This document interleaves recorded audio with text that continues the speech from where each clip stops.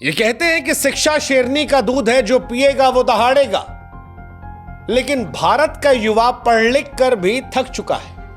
वो थक चुका है इंतजार करते करते, लड़ते लड़ते और टूटते टूटते, क्योंकि जिस सिस्टम ने उसे समझाया था कि पढ़ोगे लिखोगे मेहनत करोगे तो फल मिलेगा, वो सिस्टम अब उसे इंतजार करवा करवा कर थका रहा है।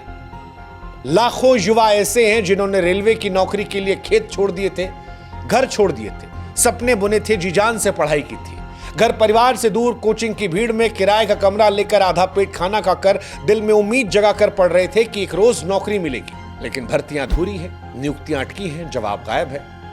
करोड़ों युवा ऐसे हैं जिन्होंने फॉर्म भरे हैं, लाखों ऐसे हैं जिन्होंने परीक्षा दी है, लेकिन सालों तक सिर्फ नोटिसों का इंतजार कर रहे हैं। हर बार एक नई तारीख आती है और उस तारीख के साथ एक पुराना बहाना की प्रक्रिया जारी है।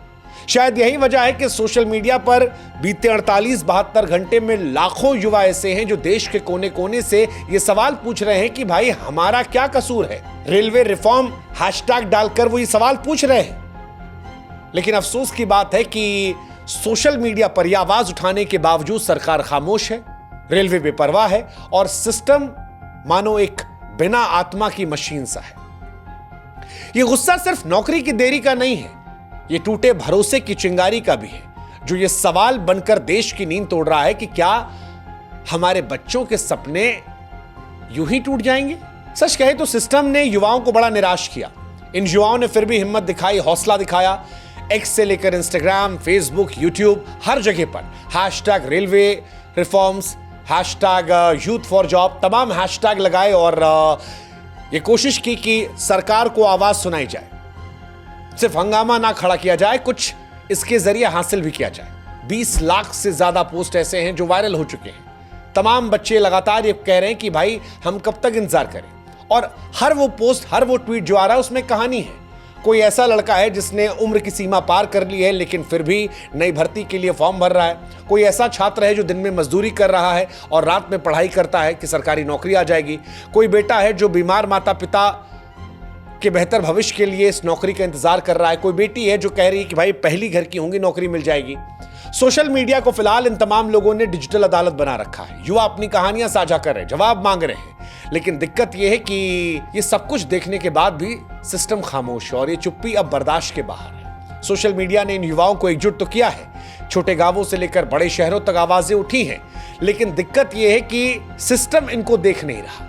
ये छात्र बार बार कह रहे हैं कि ये इंकलाब सिर्फ रेलवे भर्ती का नहीं है, ये उस सिस्टम के खिलाफ है जो युवाओं के सपनों को नजरअंदाज करता है। 5 मांग इन्होंने मांगी है। पहली मांग है कि समयबद्ध नियुक्ति की जाए, हर भर्ती प्रक्रिया जो है उसकी स्पष्ट टाइमलाइन हो, परीक्षा, रिजल्ट, डॉक्यूमेंट वेरिफिकेशन और नियुक्ति सब कुछ तय समय में पूरा हो।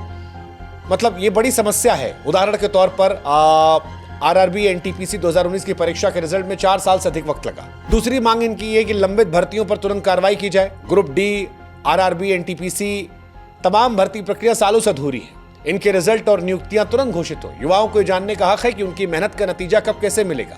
तीसरा यह है कि खाली पदों की पारदर्शी जानकारी दी जाए कि रेलवे में कितने पद खाली हैं, कब तक भरे जाएंगे, क्या होगा। इनकी नियमित और पारदर्शी जानकारी सार्वजनिक हो, ऑनलाइन पोर्टल हो जहां पर सारी चीजों की डिटेल दी जाए। चौथी मांग इनकी है कि जो प्रक्रिया हो वो पारदर्शी हो, जवाबदेही तय हो। मतलब एडमिट कार्ड से लेकर परीक्षा, रिजल्ट, ज्वाइनिंग सब कुछ ओपन हो। अगर कोई गड़बड़ी हो तो उसकी जिम्मेदारी तय हो और जवाब भी सही समय पर मिले। और पांचवी एक इंपॉर्टेंट मांग है कि सिस्टम की देरी की वजह से जो युवा उम्र पार कर चुके हैं उनकी गलती नहीं है, सिस्टम की नाकामी की वजह से। ऐसे में उन लड़कों को अधिकतम आयु सीमा में छूट दी जाए ताकि जो मेहनत कर रहे हैं उनका हक न छूटे। अब ये जो मांगे हैं ये कोई विशेष अधिकार नहीं मांग रही है, ये बुनियादी मांगे हैं जो एक नॉर्मल बेसिक पढ़ा लिखा मेहनती काबिल युवा जो है वो अपने देश से उम्मीद करेगा। सवाल यह है कि क्या ये मांगे मांगना इतना गलत है? कायदे से अगर देखा जाए तो ये सिस्टम सरकारों की जिम्मेदारी होनी चाहिए कि उन्हें ये मांगे अपने आप सोचनी चाहिए, अपने आप इसको रख देना चाहिए। और इसीलिए कुछ सवाल है जो युवाओं के मन में है तूफान की तरह, और अब ये पूरे प्रशासनिक तंत्र रेलवे की नीतियों पर सवाल उठाते हैं कि भाई साहब लाखों पद खाली है फिर भी भर्ती क्यों रुकी है। मतलब भारतीय रेलवे हम सब जानते हैं जीवन रेखा है, 3 लाख के आसपास पद माना जा रहा है खाली है। खासकर ग्रुप सी जैसे station master, clerk, ticket checker, group D में ट्रैकमैन, हेल्पर, पोर्टर, ये तमाम वही पद है जिनके लिए छोटे शहर और गांवों के युवा जो है दिन रात मेहनत करते हैं। अब सवाल ये अगर इतनी कमी है तो फिर भर्ती क्यों नहीं की जा रही है? क्या यह सिर्फ प्रशासनिक लापरवाही है, इसके पीछे कोई गहरी नीतिगत चुप्पी है? दूसरा, परीक्षा अगर हो जाती तो रिजल्ट में देर क्यों होती है? ये बड़ा एक इंपॉर्टेंट सवाल है और जायज सवाल है। प्रक्रिया बार बार अधूरी क्यों होती है? हर बार कोई अड़चन सामने आती है, कभी कोर्ट केस, कभी कोई गड़बड़ी, कभी गलत रिजल्ट, कभी सर्वर डाउन। हर बार एक बहाना क्यों आता है? क्या यह सिस्टम की अक्षमता है या जानबूझकर प्रक्रिया को खींचा जाता है? चौथा, अगर यह सब होता है तो जवाबदेही तो किसी की होगी ना। सरकार चुप है, रेलवे बोर्ड लापरवाह है, सिस्टम तो ऐसी मशीन बना है, ना संवेदना है, ना जवाबदेही। और अगर ये सब लापरवाह है तो इन बच्चों का क्या, जो युवा अपने परिवार की पहली पीढ़ी के पढ़े लिखे सदस्य हैं, गांव से निकलकर संघर्ष कर रहे हैं, दिन रात मेहनत की, जवानी खपा दी, उनके सपनों का क्या? ये सवाल सिर्फ गुस्से का इजहार नहीं है, उस टूटे हुए भरोसे की भी चीख है जो सड़कों, रेलवे स्टेशन, सोशल मीडिया और हर जगह गूंज रहा है। बच्चे आवाज उठा रहे हैं। यह गुस्सा नौकरी की देरी का नहीं बल्कि उस विश्वासघात का भी है जो एक पूरी पीढ़ी को झेलना पड़ रहा है। अब अगर आप रेलवे की हकीकत की बात करेंगे तो रेलवे, हम सब जानते हैं कि लाखों परिवारों की उम्मीदों का आधार है, युवाओं के लिए सपना है, लेकिन इसकी स्थिति डराने वाली है। यह माना जा रहा है कि लाखों पद खाली है। जैसा कि हमने कहा, ग्रुप सी और ग्रुप डी में तो बहुत खाली है, और इन खाली पदों का असर यह है कि रेलवे की सेवा जो है उसमें भी परेशानी होती है। जैसे ट्रेन लेट लतीफ होती है, स्टेशन पर अव्यवस्था दिखती है, जो कर्मचारी काम कर रहे हैं उन पर अतिरिक्त दबाव है, हादसे बढ़ रहे हैं। तो ये माना जा रहा है कि जो सारी चीजें हैं ये इनकी वजह उन कर्मचारियों कमी, सिस्टम की लापरवाही है। अगर इन पदों पर भर्ती हो जाए तो रेलवे भी बेहतर हो सकती है। दूसरी तरफ बेरोजगारी का दंश देखिए, लाखों पढ़े लिखे युवा बेरोजगार हैं, रेलवे की नौकरी के लिए तैयार है, लेकिन रेलवे में पद खाली होने के बावजूद भर्तियां नहीं हो रही हैं। अब सवाल यह कि क्यों नहीं हो रही? पढ़ा लिखा कर मतलब क्या? और अगर देना नहीं तो सपनों की कीमत क्या है? क्योंकि ये सिर्फ रोजगार नहीं है। वो लड़के जिन्होंने पढ़ाई लिखाई की उनके लिए सम्मान है, स्थिरता है, उनकी भविष्य गारंटी है। और अगर ये सपना सालों तक ऐसी अधर में लटका रहा तो ये किसी व्यक्ति का नहीं बल्कि पूरे परिवार या कहें सोच का नुकसान हो जाएगा। और इसीलिए आज हम सवाल पूछ रहे हैं, क्या रेलवे को अपने युवाओं के सपनों की कीमत का अंदाजा है या सिर्फ लापरवाही है, सिस्टम की उदासीनता का नतीजा? ये सोचने वाली बात है। एक सवाल यह भी कि भर्ती की प्रक्रिया की उलझने क्या है, देरी क्यों हो रही है और जवाब कब तक मिलेगा? तो बड़ी सारी बातें जो है वो निकलकर सामने इसमें से आ रही हैं। लाखों युवा जो है परीक्षा के बाद भी खामोश बैठे हैं, मतलब 4-4 साल का वक्त लग रहा है। अड़चनों का सिलसिला जो है वो तो हर बार चलता है, जैसे कि हमने बताया भी, अलग अलग रीजन है। पारदर्शिता तो यहाँ है ही नहीं, ना कोई अपडेट है, ना प्रक्रिया है, ना जानकारी है, कोई कहानी नहीं है। एक बार नोटिस आता है, महीनों तक कोई जवाब नहीं आता, फिर ये डर बदल जाता है कि कहीं भर्ती जो है इतिहास ना बन जाए। मनोबल पर हमला है। ये देरी सिर्फ समय की बर्बादी नहीं, दरअसल युवाओं के आत्मविश्वास को तोड़ने वाली कहानी है। एक उम्मीदवार सालों तक इंतजार करता है, उम्र बढ़ जाती है, नौकरी नहीं मिलती, तो फिर ये लगता है कि पूरी पीढ़ी के साथ विश्वासघात है। और ये अब सरकारों को सोचना पड़ेगा, मतलब कोई तो जिम्मेदार इसके लिए बनाना पड़ेगा ना, कहीं तो जिम्मेदार कोई होगा। कोई अधिकारी आज नहीं है जो ये बता सके कि क्यों देर हो रहा, सरकार भी नहीं बता रही, कहीं से कुछ आ ही नहीं रहा है। समन्वय की इतनी कमी है कि रेलवे बोर्ड, आरआरबी और रेल मंत्रालय के बीच में तालमेल है ही नहीं। अलग अलग जोन, अलग अलग नियम, अलग अलग तारीखें, युवा इन सब के बीच में गोल गोल गोल गोल गोल गोल गोल गोल घूम रहा है। तकनीक में भी ये लोग पीछे है, दादा आजम के जमाने की तकनीकें हैं, सर्वर डाउन है, गलत रिजल्ट है, डेटा मिक्स हो गया है, बार बार ये त्रुटियां आती हैं और इसका भी खामियाजा इन बच्चों को झेलना पड़ता है। सरकार और रेलवे संवाद करते ही नहीं। एक साधारण वेबसाइट या पोर्टल जहां हर चीज का अपडेट हो, ऐसा क्यों नहीं हो सकता?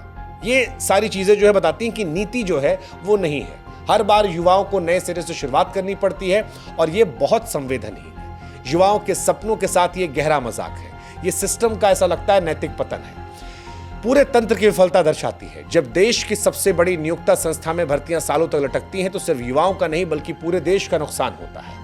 ऐसे में हम उम्मीद करते हैं कि इन छात्रों के साथ न्याय हो। ये वीडियो उन छात्रों के लिए है, उनकी आवाज में आवाज लगाने के लिए, क्योंकि करोड़ों युवा इंतजार कर रहे हैं।